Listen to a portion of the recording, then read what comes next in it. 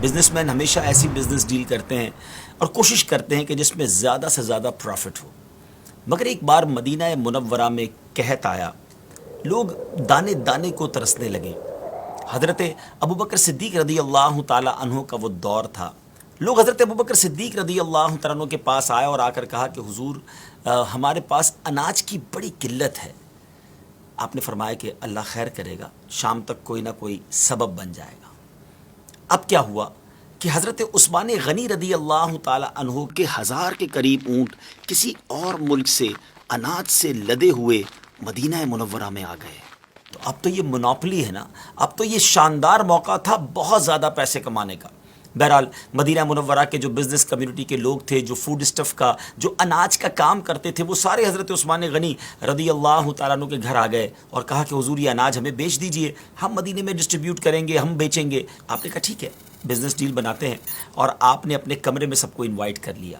گھر میں سب لوگ بیٹھ گئے۔ حضرت عثمان غنی رضی اللہ تعالیٰ عنہ نے فرمایا بتاؤ مجھے کیا ریٹ دو گے؟ تو لوگوں نے کہا حضور آپ ایسا کیجئے کہ ہم سے 10 روپے کی جو چیز آپ نے لی ہے اس کے 12 لے لیجئے۔ 20% پروفٹ آفر کیا۔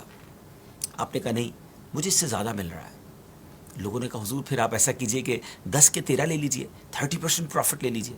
آپ نے کہا مجھے اس سے زیادہ مل رہا ہے۔ انہوں نے 14 کا آفر کیا اور آخر میں 10 کا 15 آفر کیا، 50% پروفٹ آپ کو آفر کیا گیا۔ آپ نے فرمایا نہیں مجھے اس سے زیادہ مل رہا ہے۔ اچھا اب لوگ حیران ہو گئے کہ سارے مدینے کے جو بزنس کمیونٹی کے لوگ تھے، جو اناج کا کام کرتے تھے، وہ تو سارے وہیں موجود تھے۔ کہا حضور ہم سارے تو آپ کے روم میں ہیں، ہم سے زیادہ کون دے رہا ہے آپ کو؟ کون آفر کر رہا ہے ہم سے زیادہ ریٹ؟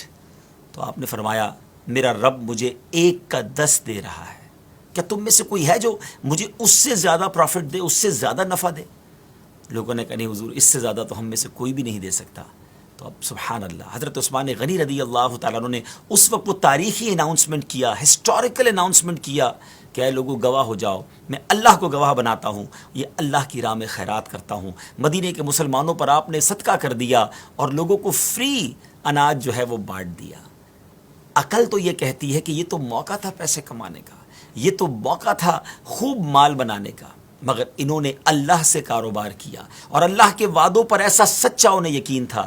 ناظرین اتنا صدقہ و خیرات کرنے کے بعد بھی کبھی ہم نے یہ نہیں سنا کہ سیدنا عثمان غنی رضی اللہ تعالیٰ عنہ کا ڈاؤن فال آ گیا ہو، وہ غریب ہو گئے ہوں۔ اللہ نے ان کو عروجی عطا فرمایا، ان کے مال میں برکتی عطا فرمائی۔ اور سبحان اللہ آپ وہ عظیم شخصیت ہیں کہ جنہوں نے نبی پاک علیہ الصلوۃ والسلام سے 2 بار گویا جنت خریدی۔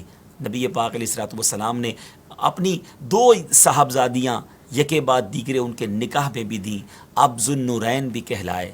اللہ کریم تربت سیدنا عثمان غنی رضی اللہ تعالیٰ عنہ پر اپنی رحمتوں کا نزول فرمائے اور ہمیں ان کے صدقے سخاوت نصیب فرمائے۔